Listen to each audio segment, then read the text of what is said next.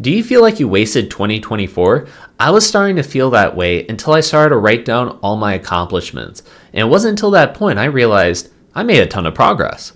Honestly, that went better than I expected. In this video, I'll be sharing how I leveled up by changing small habits that truly added up over the year.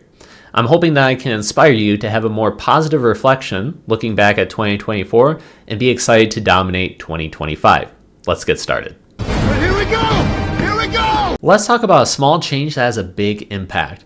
For me, that was focusing on daily walks. I work in IT, so I'm sitting frequently, and that also applies to when I'm making videos or when I'm working with clients. So by going outside, I'm getting steps, sun, and fresh air. It's really beneficial for my health, and I did that quite regularly, and I'm proud of that. And indirectly, throughout the whole day, just even when I was inside, I felt my general mood and just everything just be bumped up by a few points, and it was better. So it's not like I go outside, I come back, I'm like, I feel amazing, but it was just as a whole, I felt a lot better. I can live with that. Ooh, okay, I love this one. I learned how to prevent burnout, and this is something that's plagued me for years, and I haven't perfected it, but I'm getting better. And I'm used to seeing on YouTube where people are like, you gotta be a beast, you gotta grind it to the max. And whenever I try that, I'd fail miserably. Even when I try to put on just a little bit more higher expectations on myself, I'd find myself escaping through bad habits to provide myself relief. And now that I've been able to identify, I'm like, hey, everybody's got their own formula. And yes, I want to get better. I want to put these small steps and improve. But once it becomes a little bit too much, rather than saying, oh, F it, I gotta go on this like bad habit binge. I'm like, no, let's just dial it back, just relax a little bit, and you'll be fine. Just relax. Another thing that I'm proud of is I haven't drank any alcohol for over 6 months now. But it's funny, when you tell people like, hey, I'm not drinking, they're like, ooh, you got a problem? When you don't drink, people always need to know why, too. They're like, you don't drink? Why? This never happens with anything else. You don't use mayonnaise? Why? Are you addicted to mayonnaise? Is it okay if I use mayonnaise? I'm like, nope, I'm just taking a break, or I only do it on special occasions. And every time I say a special occasion, they're like, but it's my niece's daughter's 3rd birthday. You have to drink. I'm like, no, I don't. No, I don't, because there's always going to be a special occasion. It's like I picked the wrong week to quit drinking. I stopped drinking for health reasons, and I wanted to see what would happen. I noticed I had better energy, it didn't wreck my sleep, and it greatly reduced my chronic condition. So from there, I'm like, let's just keep this streak going because it's a net positive. Continuing on the health habits, I know I have to improve my diet, but with all these other goals that I'm working on, that's just too much on my plate right now. And that pun was intended. But I still want to do something sustainable, something that can make small improvement for the rest of my life. So I decided I'm going to eliminate all sugar from my diet. The only exception was going to be fruit, 85% dark chocolate, which has way less sugar than a normal candy bar, and date bars. This helped me out with my energy levels because typically you can get that sugar high and then you get the crash and your energy levels are all out of whack. Then you can compensate with coffee in order to get it back. I'm like, no, I'm not doing that. I need a nap. And also, by not having sugar, it limits my food cravings because the more sugar you eat, I believe, the more hungry you get. And that is dangerous for me because I can really overeat. And what I mean by that is I can order 3 meals for takeout and just walk in and be like, hey, delivery for Mark. They're like, oh, here you go, enjoy. I'm like, thank you. I go to my car and I eat it all. And I could go way more, but that should just put things into perspective. But the cool part is when it's 3 meals, they assume that's for a family. I'm like, no, this family meal is for me. I'm not even sorry. Oh, this one's a big one. Have more clarity and focus on the big goals. Since I'm in my 30s, I find myself getting overwhelmed as to where to really focus my time. I want to have the wifey, have the kids, but I also want to do really well with my business. I also really enjoy dancing as a hobby, and I'm wondering where do I want to live? There's just so many questions. So I came up with a way to focus on just one thing, and that means just accepting and putting other goals temporarily on hold until this one goal is more solidified or at least more efficient. Decision was not made lightly. On a more personal note, I was in a relationship for most of the year, but unfortunately it didn't work out. It took time, but I was able to heal, process, and reflect. We know who else to call. You did the right thing. Drink this. What is that? Vodka.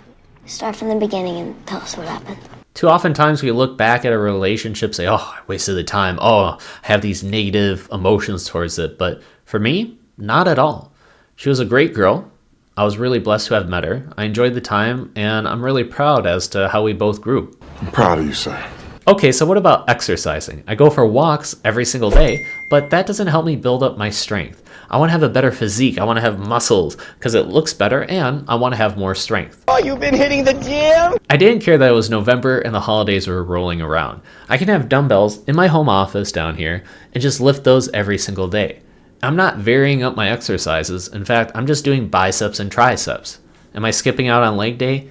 You best believe it. Now some could be like, oh, how can you do that? You gotta do the whole body. Looks like you've been skipping leg day. But you notice it just feels very overwhelming.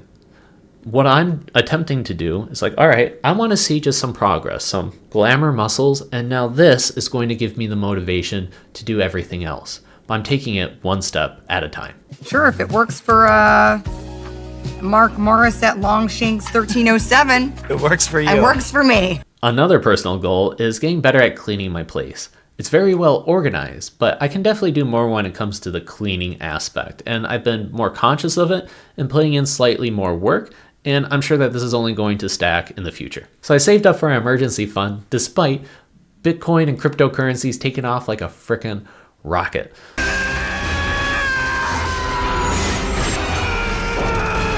So in the past, I'd make a lot of degen investments like, ooh, I want to make a lot of money. Come on, let's go, let's go. But in this case, I was like, nope, I'm going to be self-disciplined, responsible, because this is really vital that I have this emergency fund before I do any type of crazy risk. And then seeing cryptocurrency take off, I'm like, oh, you got to be kidding me. The hardest choices require the strongest wills. Despite it being the middle of December, I'm like, I'm going to pick up another healthy habit. I'm going to read 30 minutes every day from a nonfiction book. I have a huge stack of unread books over here. I'm like, oh my gosh, if I would have just done it for like 20 minutes a day, I'd be plowing through this. So I'm like, all right, well, we got to start somewhere. So I'm rereading right now Atomic Habits. Love it. So great. I read it before, but it's like there's just so many new lessons in there. And now I'm going to be excited about the books that I haven't read yet. So this one I was not expecting. I became better at not caring what other people think. I care about your exotic milk. I care about respect. Now, normally I'm confident, I'm a trailblazer, I don't follow the crowd, I do my own thing. But in this case, on social media, I had my own personal account and I transitioned it over to a niched meme account. You're an expert on memes, Professor Lamont? Translation, whenever I posted up a meme, I'm now concerned that people that know me in real life are going to be judging me. Are they going to think that I'm lame, that I'm annoying? But now, after posting up every single day practically, I have over 4,000 followers. I don't know how to put this, but I'm kind of a big deal. I don't care if somebody else doesn't like my memes. I like it, other people like it.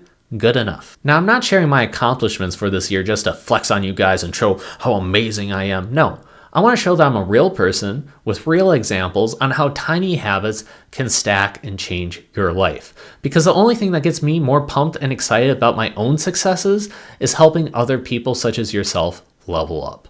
So if you're feeling overwhelmed, you want to kick a bad habit or achieve a certain goal, I want you to reach out to me for a free chat. How can I help you level up? I'll work with you one-on-one to create your own personalized visual mind map.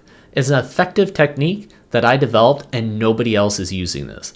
It is easy, exposes blind spots, and it tracks your results. There's no BS, there's no pumping you up with this fake motivation.